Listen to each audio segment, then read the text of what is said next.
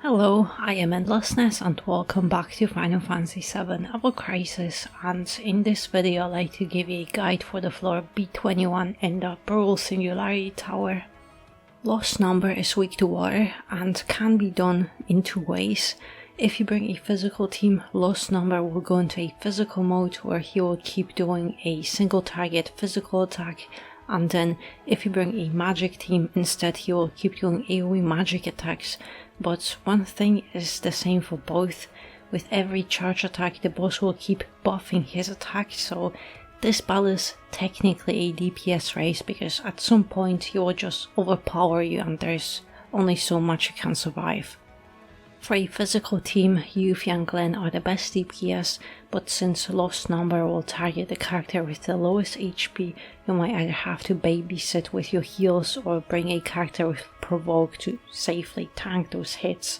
But for a magic team, it's either Tifa or Sephiroth, and they are almost the same since now they both have Exploit Weakness and a big PP magic water weapon.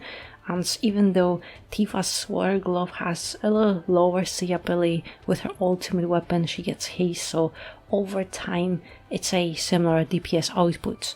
So even though I'm using Sephiroth, I know most of you are investing into Tifa, so the battle with Tifa should be the same.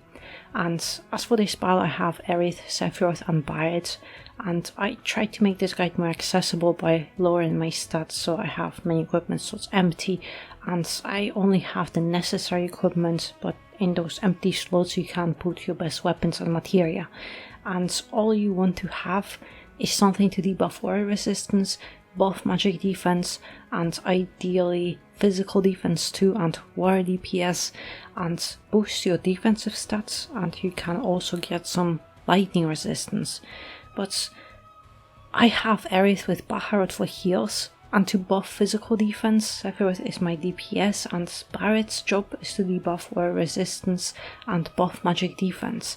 And then if you want, you can give Barret or even Aerith some more utilities like water materia, so Barret can tickle the boss. Aerith has Bahamut outfit with Breath of the Earth, Baharot for heals, and you could give her Crimson Staff or Citric Wand for a guaranteed magic attack buff, ultimate weapon as soon as Silence to cure Sephiroth of the status, and then in sub-equipment slots Aerith has Buster, Origin and 2 guild weapons with magic defense for allies and lightning resistance. Barret has Varvados outfits with any limit break or summon, Shark Slayer to debuff water resistance and Escutcheon to buff magic defense and magic attack, ultimate weapon, and in sub-equipment slots Barret has 2 guild weapons with physical and magic defense for allies. Sephiroth has War Arcanum outfit with Leviathan, Edgar's Blade for DPS and Odin Blade for Exploit Weakness, Genji magic defense stat stick, and then in sub-equipment slots Sephiroth has Fairy Gloves to boost his water damage and Gargantuan Monolith for HP and magic defense.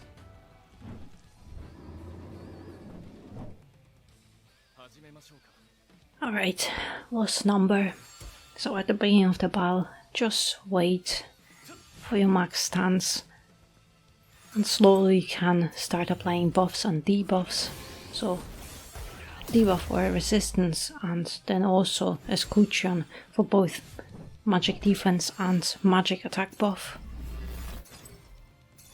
And now we can start doing DPS, but also make sure that everyone is around full HP if possible. But this opening is really easy, all you have to do is break that force gauge. And after this, the real battle will begin. Alright, and with Barret you really could give him a water materia. He won't do much damage, but a tickle is a tickle. But now it's the magic mode. So because it's magic, he will do AoE magic attacks, and the first one, it doesn't hurt, but every time he does it he buffs his damage, his attack, so it will keep doing more and more damage until you at some point you won't be able to survive them. So this one is fine. But the second one will hurt a lot more. Alright, just make sure that your buffs and debuffs are active. So when you see exploit weakness flashing, just reapply it. Same with all other buffs. And that counts for defensive and attack buffs. And here with Aerith, you don't really have to. Between those charge attacks, you can actually take some damage to gain extra AB, but otherwise you want to make sure, when you see that charge attack, you want to make sure that your HP is full.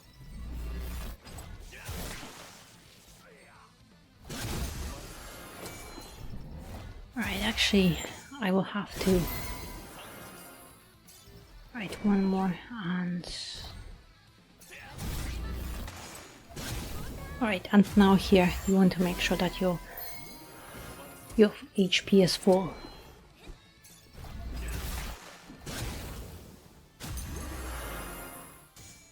Right, buffs active. And as you can see, this second attack, it's crazy how much more damage it does.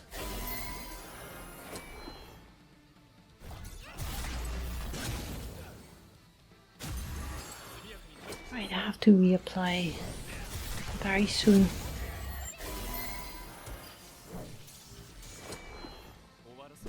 But also here, because you take a lot more damage, because also your lightning resistance is debuffed,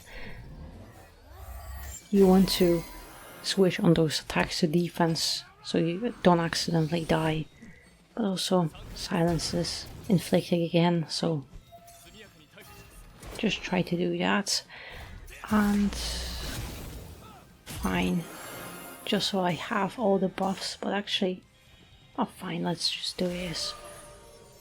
So I don't have to sit on Leviathan. It won't kill him, but it's always a nice chunk of HP gone. But those phases, they remain the same. It just depends how long it takes you to kill him. But this one should be... yeah, that's the last one I can survive. Right, buffs reapplied, so it's just a matter of few hits left.